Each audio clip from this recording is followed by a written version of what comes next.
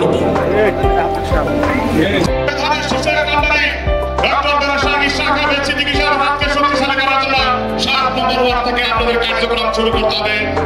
সরকার দিছে ফেব্রুয়ারিতে নির্বাচনের তারিখ, তার সময় দিন। আমাদের তো এই মাঠের লোকজনের সাথে কথা বলতে হবে। যারা দায়িত্বপ্রাপ্ত হয়েছে এই বলিয়াদি বাড়িতে বিরাট বাড়ির মাটি গায়ে মেখে এই জন্য